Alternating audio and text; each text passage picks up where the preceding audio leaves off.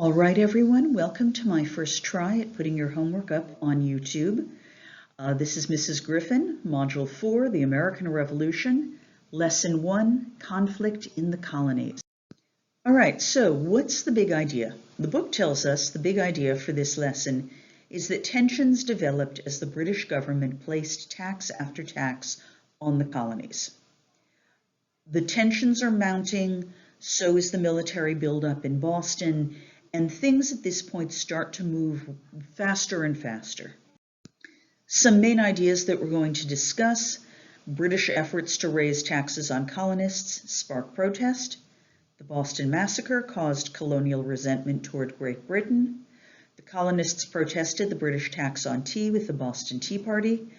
And finally, Great Britain cracks down, responding to colonial actions by passing the Intolerable Acts. All right, so let's look at what's going on. Britain leaves a standing army in North America after the French and Indian War. The troops remain in part to protect the colonies, in part to intimidate the colonies. There is substantial war debt in Britain, and in order to pay for all of this, they begin to try to tax the colonies. They start to feel that the age of salutary neglect is over and they deserve some payback from these colonies that they've created and nurtured and protected. One early attempt is the Sugar Act, which places duties on imported molasses and sugar. Britain begins to crack down on smuggling, and this is a key bit, smugglers are now being tried in the Vice Admiralty courts rather than in civilian courts. And in the Vice Admiralty's court, you're guilty until proven innocent. So not only are the Americans irritated about the taxes, they're upset that the traditional right of Englishmen to be considered innocent until proven guilty and to be tried by a jury of their peers is being suspended. Now, everybody remembers back in 5th grade, you dressed up for, a little pageant, and you all yelled, "No taxation without representation." The colonists start to develop an argument that not only do they not want to pay their taxes, they should not have to pay their taxes. One argument they come up with is that Britain has no right to tax the colonists because, they argue, under British law, taxes are decided by Parliament, and Parliament has the right to decide taxes because British voters vote them into office to do so. The colonies do not have representation in Parliament. So they say, since we're not represented in Parliament, Parliament cannot tax us. We're represented in our colonial governments, and they have a right to tax us. Two names that come up in connection with this idea, James Otis and Samuel Adams, who you see here looking very serious in his best hat. We're going to hear a lot from Sam Adams going forward. Sam is going to organize the committees of correspondence. These are groups that write to each other. There are different ones in different towns and colonies. They remain in touch. They send letters. They forward on pamphlets or newspapers or correspondence of all kinds to keep people in the other colonies apprised of what's going on. They do not have a discord, so this is the closest thing they can come up with. The colonists also, at this point, begin to organize boycotts of British goods because they realize this is the best way to force Britain to suspend or repeal the taxes. If they bring financial pressure on them, then they feel that Britain will have to listen to them. Okay, so in 1765, Parliament comes up with the Stamp Act. And the Stamp Act is different from everything that's happened before because it's a direct tax on the consumer, not the merchant importing the stuff or the trader who's swapping cargoes. This is the individual guy on the street.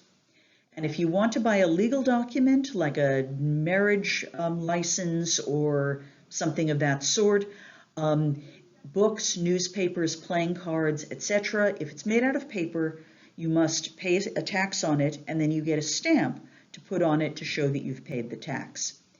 And the Americans go berserk. The Sons of Liberty form in Boston at this point. Their initial objective is to get rid of the Stamp Act. There is intimidation against tax collectors. There is mob violence. In one place in New Hampshire, a crowd grabs the tax collector and threatens to bury him alive. They put him in a coffin, put it in a hole in the ground, and start throwing dirt on it, at which point the guy volunteers to quit his job. The Americans are seriously displeased. These things here are anti-Stamp Act teapots. Now, the interesting thing about these is that they are made in Britain to be sold in America. Remember, the British are not crazy about this either. Parliament may want the Americans' money, but British merchants were already getting it, and the boycotts are very threatening to them. So they're extremely concerned about the Stamp Act, and they decide to make a little money off the crisis by producing these adorable teapots. Just a little side note here on Patrick Henry, a hot-headed orator from Virginia. He's going to make a very famous speech in 1765 following the passage of the Stamp Act. He says, "Caesar had his Brutus, Charles I his Cromwell, and George III may profit by their example. If this be treason, make the most of it." Now, the implication there is interesting because Brutus stabbed Julius Caesar and Cromwell beheaded Charles I. So this really is a threat against the king. And when John Robinson does in fact shout treason, treason, Patrick Henry, I love this detail, at this point issued a semi-apology. And Britain crumbles. The Stamp Act Congress meets. Representatives from 9 colonies show up to discuss the Stamp Act situation. They write a document complaining to Parliament, and Parliament ultimately agrees to repeal the Stamp Act in 1766. It's a year later, they've collected hardly any money, and they're giving up. And as you can see, we get another souvenir teapot. At the same time, they pass the Declaratory Act. Now, the Declaratory Act says that Parliament has the legal right to make laws for the colonies. So the message here is supposed to be, okay, we taxed you and you freaked out and we repealed the taxes to calm you down, but that's not because we don't have the right to tax you. We do have the right to tax you. A year later, Britain is back trying it again, this time with the Townshend Acts. 1767. This places duties on glass, lead, paint, paper, and tea. These are all things that are either produced in Britain or imported by Britain from abroad, such as the tea. Britain also, at this point, issues writs of assistance. The writs of assistance let customs inspectors look for smuggled goods without a warrant in places of business, ships, and homes. And the colonists go berserk. There is a boycott. They've figured out at this point the boycott is their best weapon. And then tax collectors in Massachusetts seize the ship Liberty, which they believe to be carrying smuggled goods, and riots break out. The Liberty, by the way, is owned by John Hancock, the richest man in Boston and a staunch patriot. In the resulting chaos, the governor suspends the Massachusetts legislature, and in 1768, more troops arrive in Boston. We're now seeing a military buildup in Boston as Britain focuses more and more in on the troublemakers of Massachusetts. We're going to be talking more about the Boston Massacre in class. You're going to be reading some primary documents, so I'm not going to get terribly deeply into this. But as tensions mount on March 5th, 1770, after several days of demonstrations and rioting in the city, there's a confrontation between a mob of colonists and a group of British soldiers. And the soldiers fire into the crowd, and 5 colonists are killed. And the Sons of Liberty jump on this instantly. Paul Revere, who is an engraver as well as a silversmith, produces an engraving of the event. Copies of the engraving and newspaper articles about what they call the Bloody Massacre spreads through the colonies. Everybody knows what happened in Boston. Tensions are mounting. This is Revere's masterpiece. As you can see, there is a couple of colonists lying dead on the ground as a well-organized line of British troops open fire, urged on by their officer. This is not exactly what happened, but this is the version that is first presented to the colonists. And the boycott continues, and Parliament gives up and repeals all of the Townshend Acts except for the tax on tea, which they keep largely as a symbolic gesture. You've acted out, you've boycotted, we're repealing the taxes to make you happy. But we do still insist that we are legally allowed to tax you, and therefore we're going to keep the tax on the tea.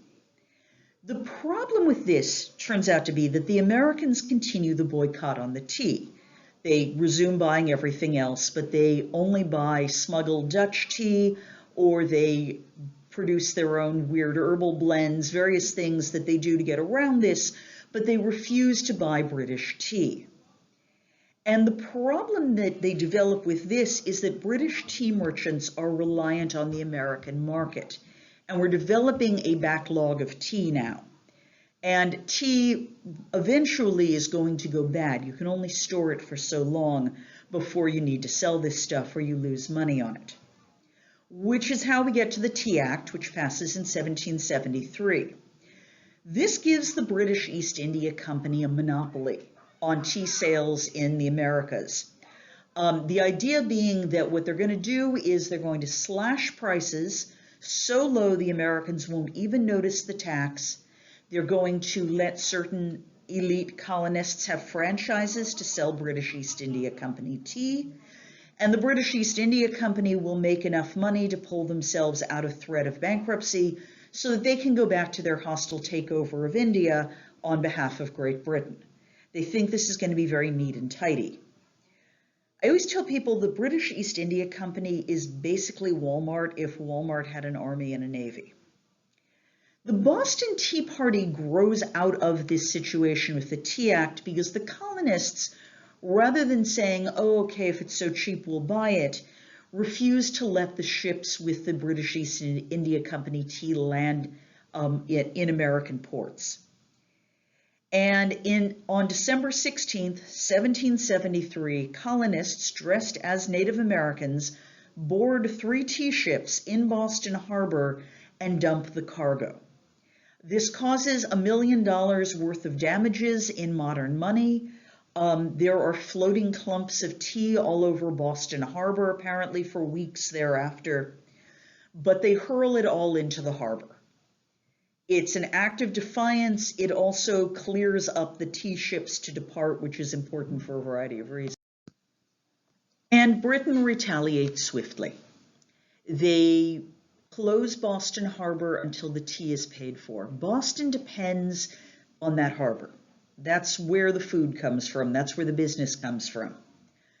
They cancel Massachusetts' charter as a colony. The governor will now decide if the government of Massachusetts can meet or not. Their colonial assembly has essentially been suspended. Royal officials who are accused of crimes can't be tried in the colonies. They have to be sent back to Britain, where presumably they'll get a friendlier hearing. The colonists are required to quarter British troops in Boston. That means in their homes as well as paying for public housing. And General Thomas Gage is sent to be the new governor of Massachusetts.